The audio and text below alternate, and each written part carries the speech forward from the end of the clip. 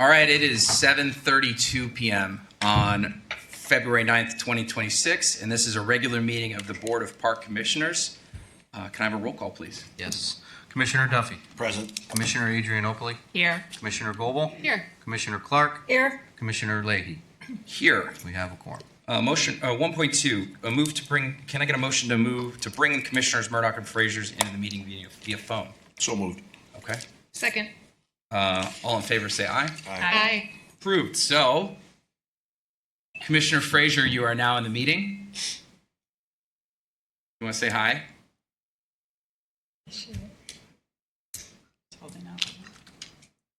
Hi. Commissioner Frazier. All right.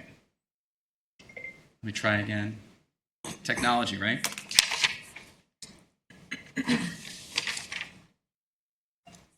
Hi, can you hear me okay? Yes. Excellent. Okay. And Commissioner Murdoch.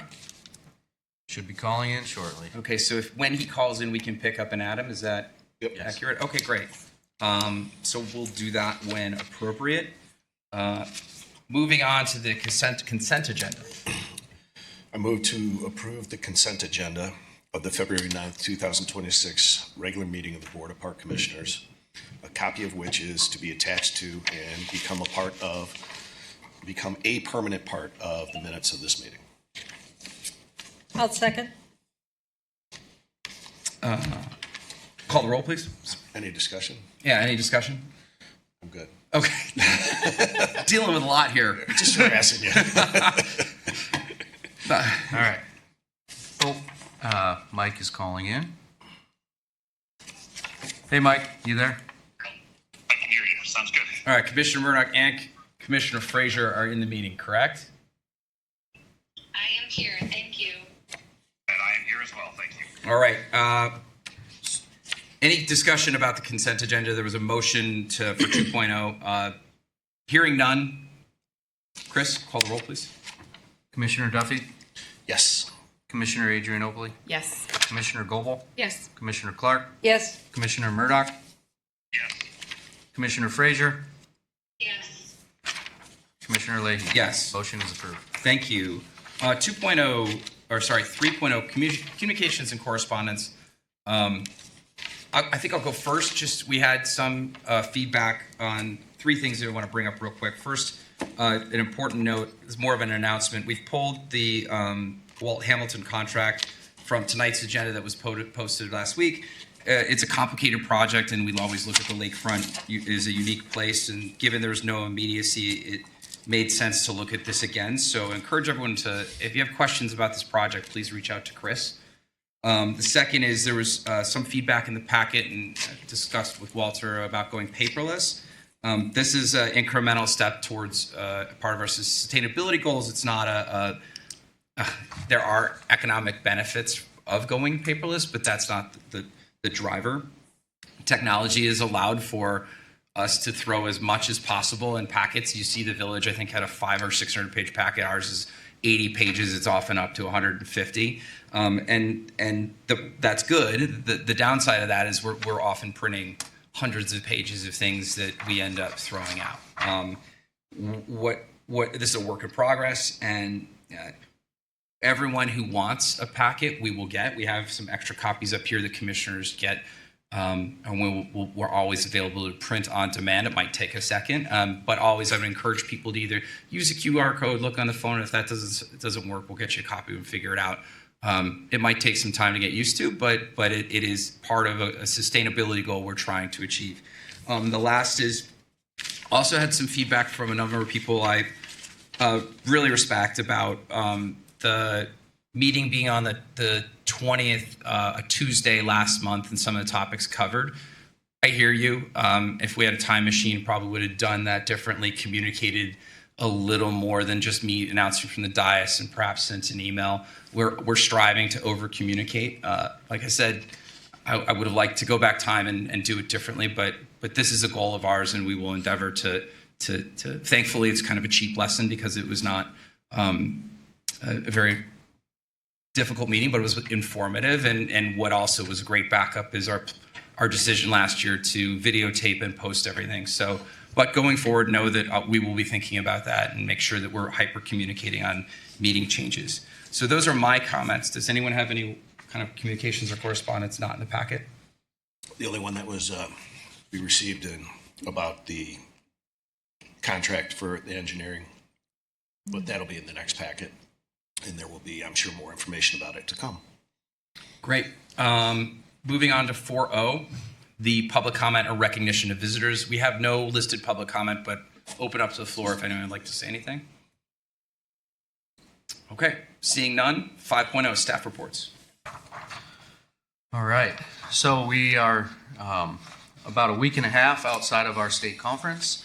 And so we had a number of staff, board members, and engaged community members at our state conference. And it's really a great opportunity for our staff, our board, to learn more about what some of the other agencies are doing, to share some of the things that we're doing as an agency, as well as for our professionals to grow their networks. And so, as well as visit that big vendor hall and look at all the neat things that they have for our field. And we're always on looking at the next best thing, whether that's a product, a service, or even a connection with another agency. We have a superstar in the crowd here, Lucy Mellon, who is our sustainability coordinator. She's featured in the National Parks and Recreation magazine for one of the top 30 professionals growing our industry under 30. And so I wanted to congratulate her on that amazing feat. We're very fortunate. All right. Outdoor ice rinks. So we had some severe cold, which helped us build our outdoor ice rinks. We have 3 of them at MALLINCKRODT, Gilson, and Thornwood. And a big kudos to the parks team who worked in that extreme temperature. One of the days was that record cold day. They were out on 24-hour shifts, working diligently to get the ice rinks up. And kudos for them to not only do that, but do it safely, make sure that staff and the team was protected from the elements as best you can when it's that frigid cold. But that was really a great accomplishment for that team, and they have been well loved since. They're open today. Tomorrow we'll see. So keep an eye out for the rain out hotline, and that's where we'll post whether they're open or closed. Pop-up school day off program. I wanted to highlight this on that super frigid Friday. Our team worked diligently to get a pop-up school day off program for those that needed childcare. So our recreation team, marketing team, they all worked together to not only in less than 24 hours after finding out that the school district was closing, we're able to not only build a program, market that program, get it set up in our recreation software, but also figure out how to do that in a building that had no lobby and on a very cold day. So all those moving pieces and also staff it. So I just wanted to shout out to our team for getting that accomplished and serving 51 different kids, and I'm sure that made a great difference for their families. We had a handful of emails thanking us for doing so, and we're happy to be able to move quick and make that happen. Also, we have for the GFOA, we have a Certificate of Achievement for Excellence. That is the highest achievement for excellence in financial reporting for our 2024 Annual Comprehensive Financial Report. Sheila, great job. All right, I have a foundation update. I wanted to recognize Holly Gilson, who has been served as the president of the Wilmette, did I say that right? Wilmette Foundation for many years, and she's going to remain on the foundation, thank goodness, because she is really a hard worker, communicates really well, and is driven to help fundraise for the many things that the foundation is looking at in relation to scholarships, Wallace Bowl, and a number of other things for the district. I do want to welcome Lindsay Anderson, who some of you may know was on this board previously and is now the acting president of the foundation. And then one last little note is that the foundation has put in for a name change to the Wilmette Parks Foundation to better align with the Park District. And lastly, just another update for Big Tree Lane. We had at the January 20th Committee of the Whole meeting, we updated the community on some of the next steps for our planning efforts. A video of that full meeting as well as a memo for that is on our website. This information was posted in Friday's board brief as well, that went out to the community to kind of help push that information. And although we're early in the process, the discussion points were centered around an upcoming RFP for professional services, as well as the planning for community outreach on this project. And lastly, I'll just say that we're looking forward to listening to the community on what the priorities and needs are as we shape the future for Big Tree Lane. And that concludes my report. Thank you. Any questions for Chris? Comments? Otherwise, Josh? Superintendent Walls, Parks and Planning. Good evening. Just wanted to touch on Gilson. So with the permit closeout process, comments were given by the village on behalf to Gawalt Hamilton. Based on this, it is anticipated from Gawalt that they'll have this process of the closeout easements done in April of this year. Additionally, the permit closeout from the MWRD side, it is anticipated that the closeout will happen in April of this year also. At Langdon, happy to say that project is very close to being ending too. It is anticipated the MWRD closeout will happen in sometime late April, early May with that project.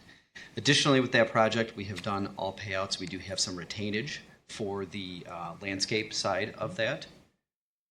Are there any questions on those two?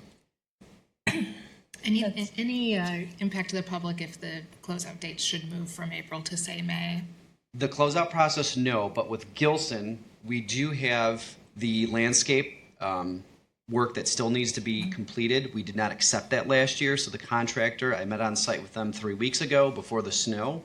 We walked through the entire site, went over what is expected to remedy the landscape issues, and the intent is to have that work complete in May. So the contractor is committing to starting it in late March, weather permitting. Mm-hmm. Thank you. Thank you. For Hibbard, everything's, we're waiting for the weather to turn on that to do the punch list items. The vendor has committed to May 29th through June 5th to replace the ECC port-in-place surface that needs to be replaced, and then that project will then be complete. CRC reconstruction, as Chris alluded to earlier, the front entryway, the tile, has been completed along with the upstairs. We are nearing the finish line. In the next several weeks, we'll have substantial completion with that project. This week alone, we're having the countertops put in. They're doing carpet work, etc. in that facility. We're making a lot of great headway in there. Staff has also spent a significant amount of time doing work in that facility too. Additionally, they've been doing some electrical upgrades in these classrooms to help with future programming electrical needs as part of this. On the park side, so I do want to give a shout out too, as Chris alluded to, our staff was running 24 hours a day for 4 days straight, getting the ice rinks in the cold weather. They did a phenomenal job. Fortunately, we'll see what happens tomorrow with the weather, with the ice rinks. They've also spent a significant amount of time in the past month doing snow and ice operations and doing cross-training, which we're continuing through the entire season with staff and cross-training them on the snow and ice operations. One thing of note that I think is really neat that they did, so when we take down trees in our park districts, if the trees are big enough, we will then take those sometimes to a mill and have them planed down, and we'll utilize that wood. And they made tables that they were able to deploy out at K Park this past month. On the building side, knock on wood, with the cold temperatures, our facilities were up operational, had minimal impact from the cold. As I said, staff has been working a lot at the CRC Center with the reconstruction process. We've done some HVAC repairs at Golf, and believe it or not, staff has already been working in the pool pump room and getting ready for the pool opening, along with preparing and lining up contractors for some of the work that needs to take place at the beach house at Gilson.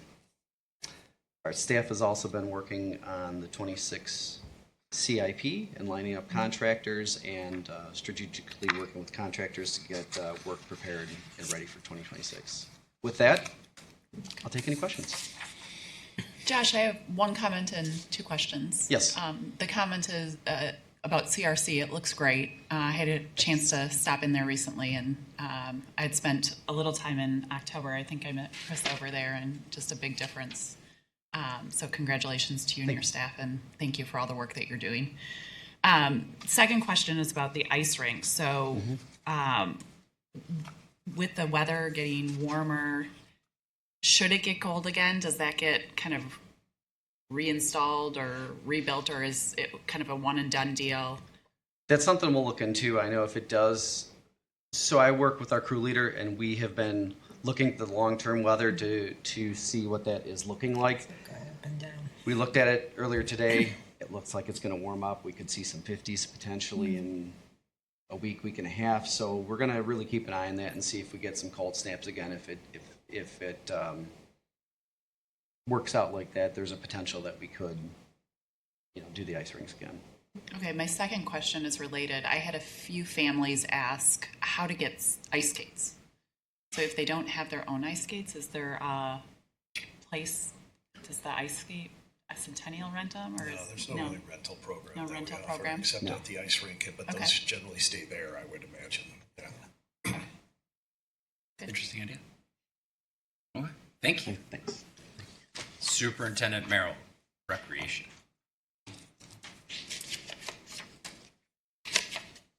So for a long month, January flew by, right? We started out at the end of winter break, and then we started all of our winter programs, and then we all got to escape to IPRA for a couple of days, and tomorrow is camp registration day. And so our staff's been working really hard to get prepared for camp registration, and oh, by the way, we also, right on the back side of that, we do spring and summer registration for our spring and summer programs. If you remember, spring and summer programs are combined into one registration event, so families will be registering for spring programs and summer programs on the same day. So that's another big day for our families, but our staff is busy putting together everything that goes along with that.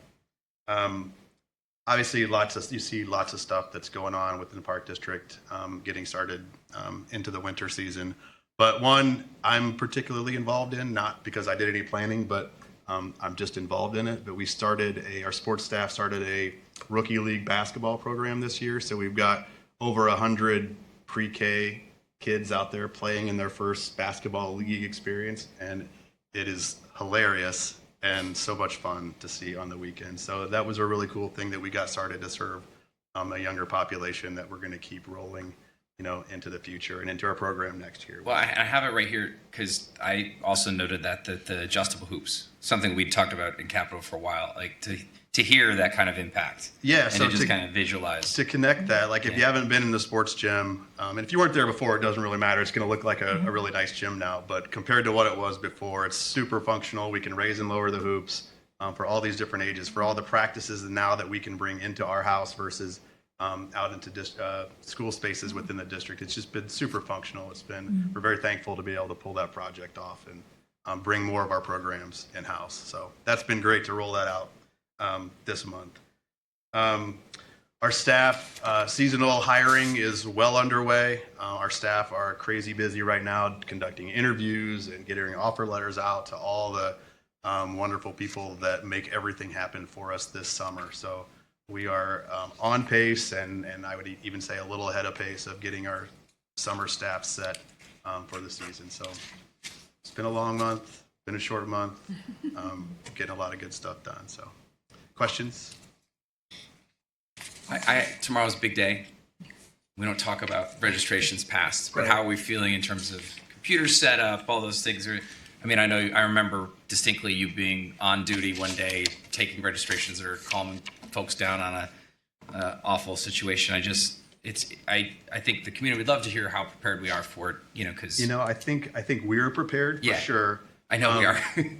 But I would ask you as an avid registration guy. Like I think the level of anxiety around the community is actually way down. I mean, Allie, she might disagree, but I think that I think the videos and just the experience and the even the virtual waiting room, like it's way different. And Yeah, go ahead. I'm happy to weigh in. Yeah, no, the general chatter is a little less anxious this year, I think, because of specifically because of the successful last few registrations that we've had. And, we've improved, we've listened to feedback, so thank you very much, staff. You took the feedback to heart, and hopefully that anxiety can be put behind us. Yeah, I agree. So it's almost like I say it a lot. It's quiet confidence. So we're ready. We've done a lot of work. Everybody's ready tomorrow. Extra coffee on hand, and we'll get through it. So Yeah, no, we're excited for it. Yeah. It's a good day for us. it is a good day. Yeah. It's a busy day. Great. All right. Thank you. Thank you. Thank you. 5-4. Operations Superintendent Thomas. Hello. Just a few things. Chris, yes, stole my thunder, but it's the district's thunder about Lucy. She'll be presenting all of her year in review for 2025 for her sustainability plan, for our sustainability plan, just shortly here tonight, which will be exciting. There was a question last month about what happens to the compost when Waste Not picks it up. So I asked her to include it in her board report, but which she did. But the interesting thing is, I'm like, can you tell me what beneficial soil amendments are? I'm like, just clarify that for me. She's like, well, it's actually compost. So the compost, which are the scraps of things, gets taken to a location that then gets composted. So there's a dual definition for that word, but it gets taken to be turned into compost, which is exactly, I think, what we want it to be. It's local, it stays around here, which is awesome. So to answer your question, that's what happens to it. I cannot answer anything else, but when she's up here, feel free to ask more. Another highlight that's not in my report, but that happened last month was Eric Gonzalez. He's our HR assistant. He got invited to be part of the IPRA Pro Connect program. It's a mentorship program, so that's really exciting for him. So congrats to Lucy, congrats to Eric, and then congrats to our marketing team, who also placed second in the long form video category with the solar panel information. So they took all of the really cool drone shots and the video footage and all of the data and the reach that all of that information got and put it together for IPRA at their agency showcase, and they were awarded second place for that. So a lot of congratulations going around this month. Other than that, the information in my report, a lot of, camp registrations obviously coming up. We have jobs that are being posted. And there's, everything else is just kind of in there, and we're chugging along. So it was great to see some of you guys down at conference. And yes, it's like this big thing that we prepare for to go, and we write down all of our sessions, and I have a lot of awesome key takeaways from my staff for things that they really enjoyed. So it's very meaningful to us, and we know that we're not here for a few days, but we learn a lot, and it's a great few days to connect and to continue all of our education. So Nice job putting that on, by the way. Yeah, thank you for your volunteering. What role were you again for it? This year was events, so keynote speakers, Thursday socials, luncheon, guiding people to the wrong side of the stage, which is going to happen. So it's fun. Next year will be programs, so that'll be fun to kind of look at all the applications and the process for how that works and selection and giving feedback. So 2 more years. That's great. Thank you for your Home service. stretch, halfway there. Thank Awesome. you. Thank you. 5-5 Finance.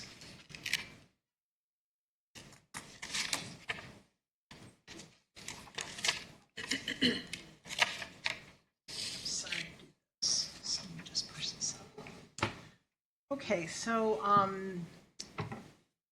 the financials. You have a projected income statement for 12/31. All the information that I know about as of when I put this together on February 4th or whatever, and even through today, is reflected in those numbers.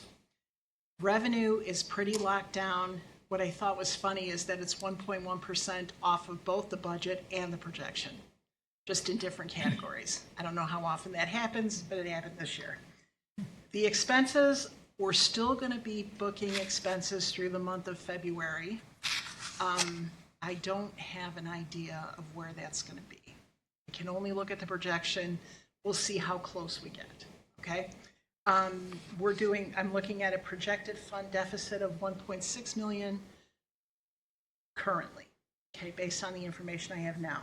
The projections had us at 2.3, so we're doing a little better than projections, and we're doing way better than budget, which was at 3.19, okay? Like I said, if anything surprising happens, Chris will find out right away and he can get that information out to you, okay? So does anybody have any questions on the income statement?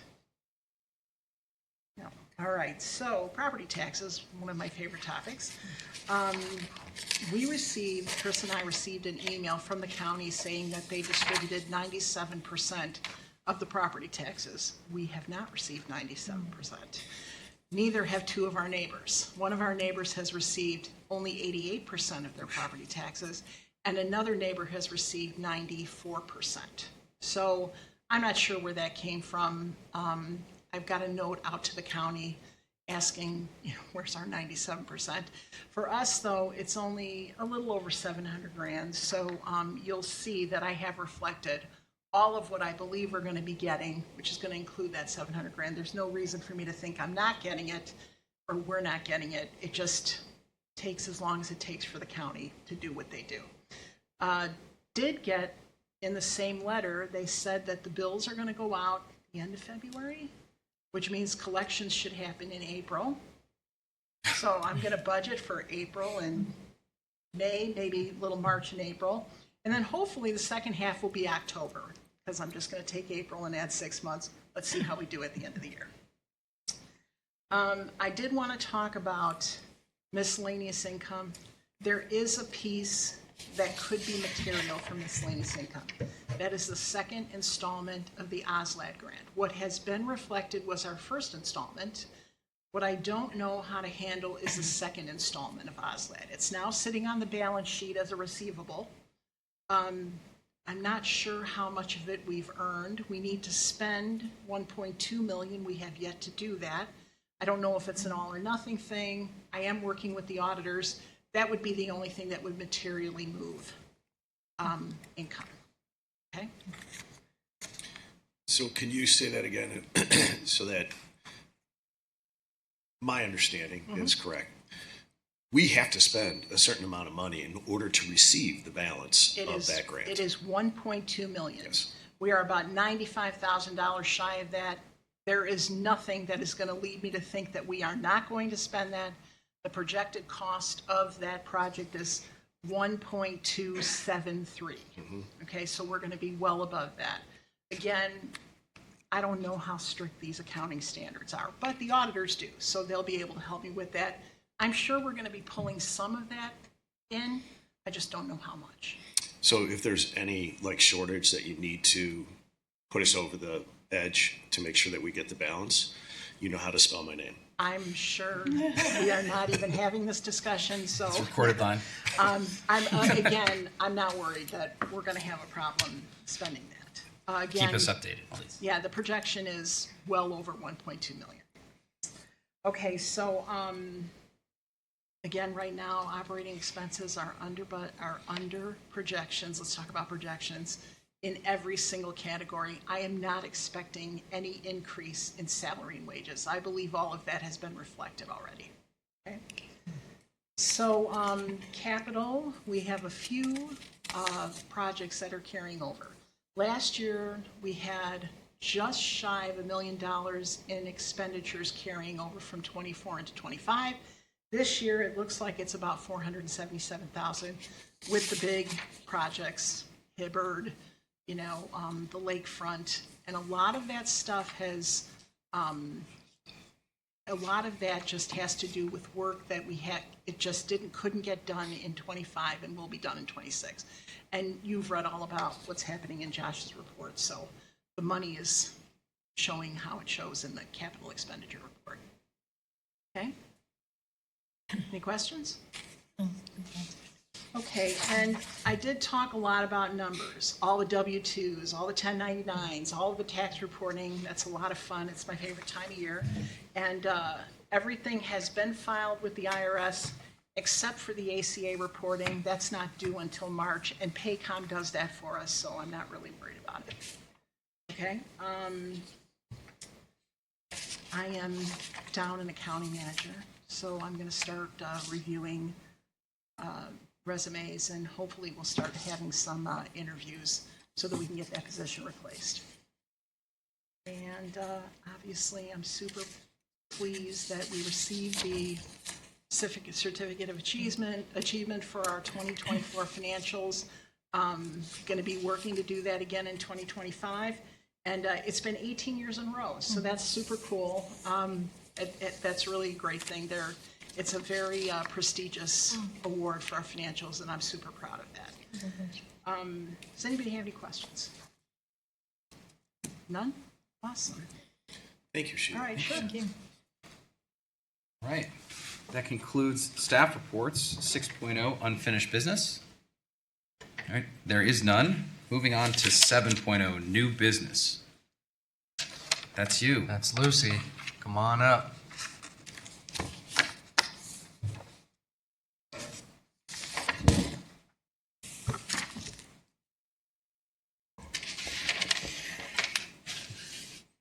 Okay, good evening, everyone. As Lindsay mentioned, I'll be giving an update on the sustainability plan, actions that were done in 2025, sort of giving a high-level overview and then highlighting some things through images.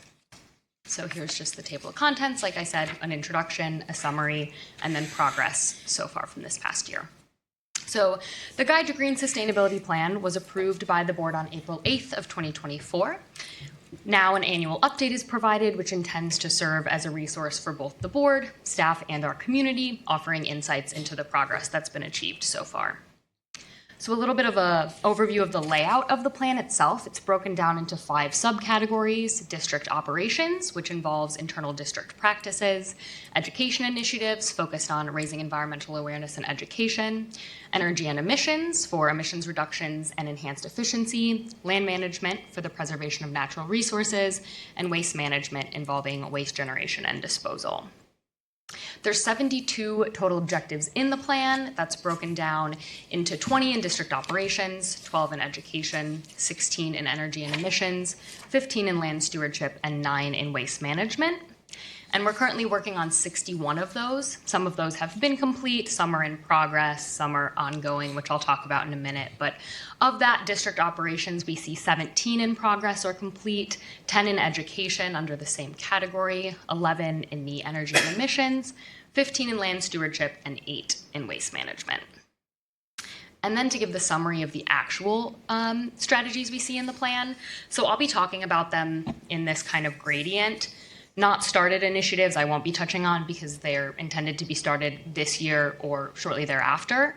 Ones that have been initiated are about 25% complete, in progress are 50% complete, nearly complete is 75%, complete obviously 100%, and we've sort of closed the book on those. And then ongoing or continuing objectives are objectives that are implemented annually, so either things that are considered every time a certain event happens, or they're things that are sort of never ending.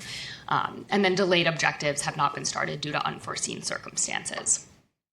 So breaking that down with what we actually have in the plan, 10 objectives have not been started as of the end of 2025. There were a few that were intended to be started in Q1 of this year, so those have kicked off.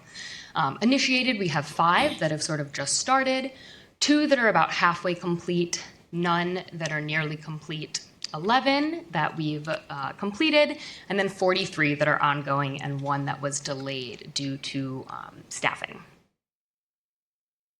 And so then the actual fun part of what's going on. So in district operations, we have these subcategories of employee participation, green purchasing, and supplies and resources.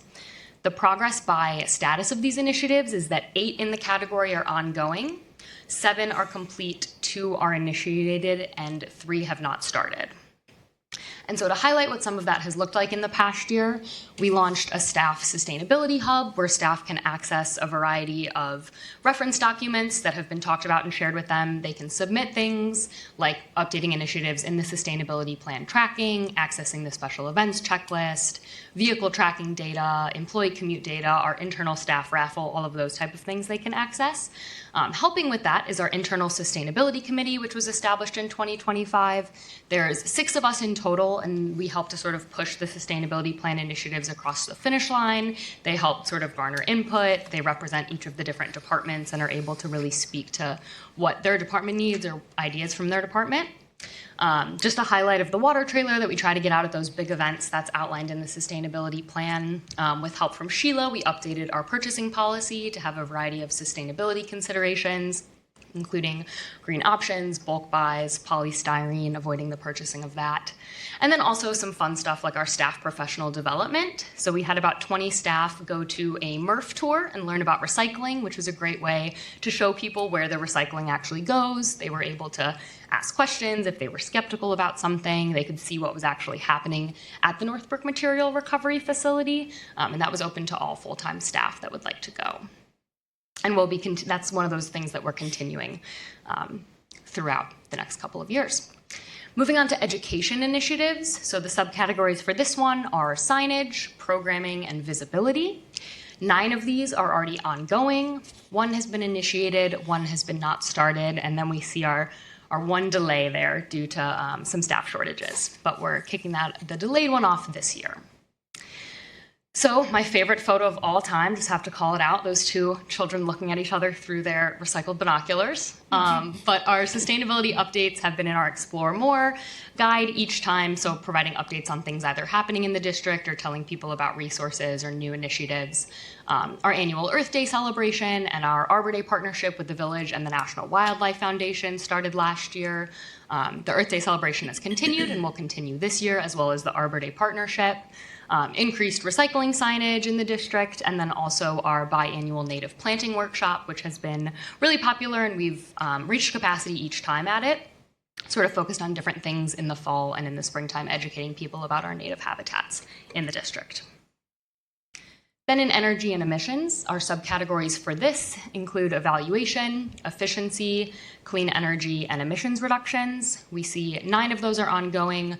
1's in progress, 1's initiated, and 5 have not been started as of, like I said, the end of 2025. Some highlights here, our electric vehicle charging stations continue to be offered with Centennial anticipated in either Q1 or Q2 of this year. We have been trying to anticipate sort of EV charging station usage. We piloted the use of a car counter thanks to the Village's engineering department, and it unfortunately did not work. So there's still not a way to sort of track the usage of these stations. We tried for a couple of days, and it just, the way it goes. Sit outside and just. Yeah, right. Yeah. Out the window in the conference room. Just click. So we did run a survey to sort of ask people, we posted it on the stations, asked people availability when they're trying to go to the stations, their experience using them, if they're ever broken or in need of repair, to just get some type of feedback about usage and find out what stations people are utilizing the most. And then also, obviously, our CRC solar panel installation, which was a huge project from our Parks and Planning Department that everyone is able to look at and appreciate and feel inspired by. And it's also giving us a great outcome with that clean energy for the community rec center, generating, I think, about 700,000 kilowatt hours annually. So does it tracks power draw? Or I believe marketing is working with the developer to figure out how they can display that information. Mm-hmm. They did calculations ahead of time based on the current building's energy load, but if I recall correctly, they're trying to figure out how to actually show that to the public. Cool. Mm-hmm. And then for land stewardship, 12 objectives under the sustainable land management and 3 in community engagement. The majority of these have already begun, with 14 ongoing and 1 having just kicked off. And so for this, we have our native habitat expansion plans. In 2025, they added about 3,000 square feet of native plantings, including a rain garden expansion. We also have our community garden plots, which continue to be incredibly popular. They maintain about 150 of those, and residents continue to be added to the wait list and desire those spots. And then, as Josh mentioned earlier, continuing to add those nature play spaces. So this is an example of the one at Wheeler Park, but we also have others, like he had mentioned, at K, adding some new installations there as well. And then our last category is waste management. 4 in the reduction category here, and 5 in sustainable disposal. 3 are ongoing, 4 are complete, 1 is in progress, and 1 has not been started. And for this, we have our block party composting that we continue to offer every year. That sort of is the easiest event we've found to implement it and sort of pilot how that goes, and then hopefully, expanding that at other events as we work out all of the kinks. We also have started a compost drop-off station program in collaboration with the Village in August of last year. So what this looks like is there's 5 stations across the community, 3 that are sort of Village stations and 2 that are Park District stations. The Park District ones are at Centennial and Thornwood. And since August through January, we have received 20,000 pounds of compost through this program. It continues to receive incredible support and feedback by the community. We actually doubled capacity at all bins in January of this year. And we sort of used this compost drop-off station survey to see what the community wanted, how it was going, with overwhelming support for the program and also desire to expand the program, which is why we doubled capacity for that. So those are all of my sort of high-level updates. Happy to dive into any of those if anyone has questions or touch on things that maybe weren't mentioned. I'm curious about the composting.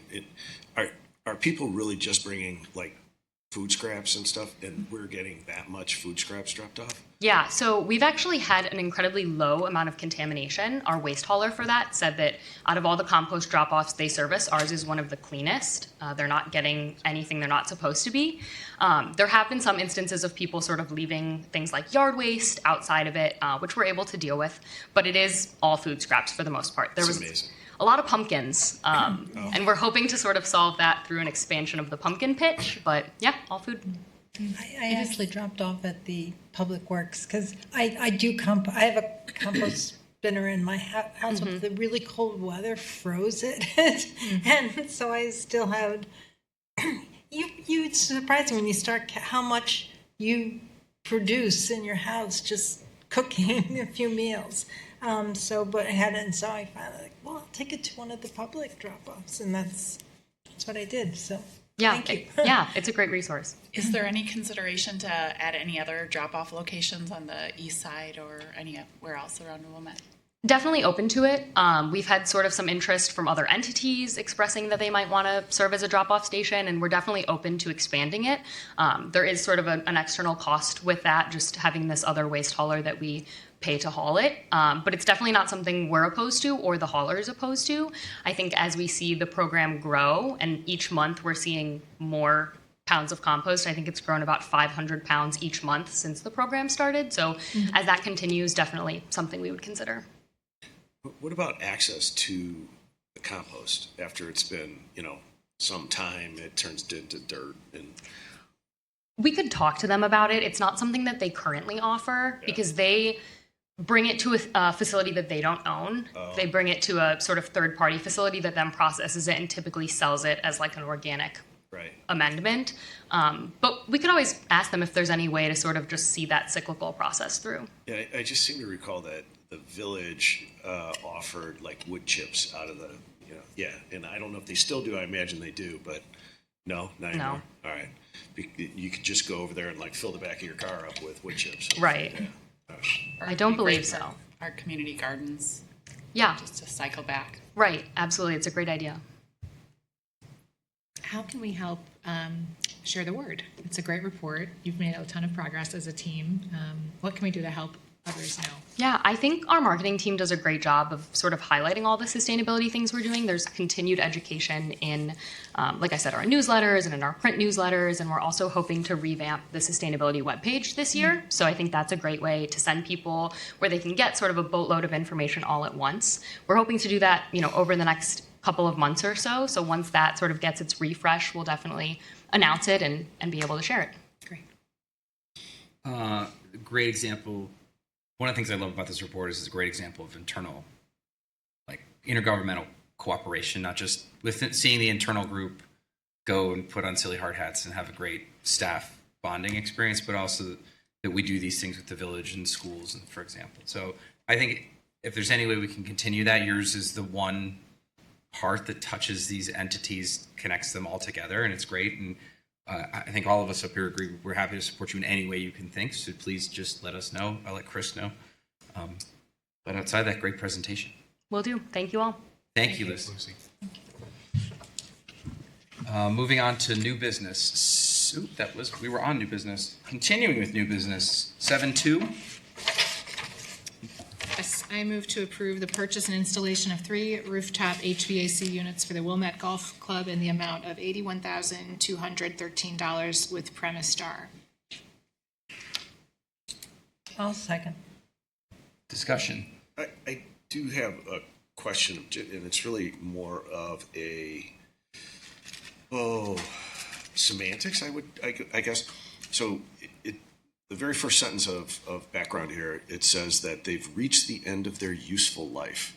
That doesn't mean that they don't work anymore, right? I mean, and I know that we try and strive to get them to a point, or any of our mechanicals to a point where, hey, they're breaking down too much, we'll replace them, as opposed to manufacturer says replace every 20 years, let's replace every 20 years.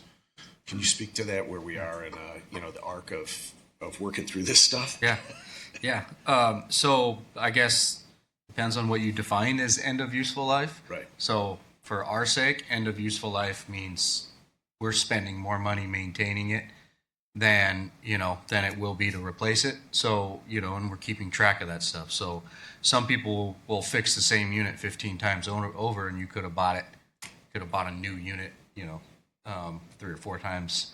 So keeping an eye on that, and we have a note in here too as well. But increased maintenance, we have our own HVAC technician, so we're able to maintain them for a little bit lower cost because we're doing that in-house. But these units are definitely troublesome and it's costing us money. So, and especially at an important facility that's high use, we had some scary moments in the middle of summer that we're trying to avoid. And I just want to I want to point out that I'm not questioning the thought process. I just want it to be out there whenever we can, so that nobody's questioning how we spend money. Yeah, it's a great question. Yeah, thank you. And Chris, can I follow up with a question about this too? Just because I haven't been around long enough time to know, but is there a bidding process on expenses of a certain amount? Like, is there a policy for the park districts? So like 81,000, does that get bid out? Do you get multiple bids on something? Yeah, good question. So park code, it's $60,000 is the bidding threshold for materials and supplies, and $30,000 is the basically the work threshold. And so this is above the work threshold. This is through an already competitively bid entity. So there's a handful of them. Sourcewell's one. There's national. There's statewide public bids that are pre-bid publicly. So this falls into one of those, and we actually got some really good pricing on this. It's well within our approved capital budget.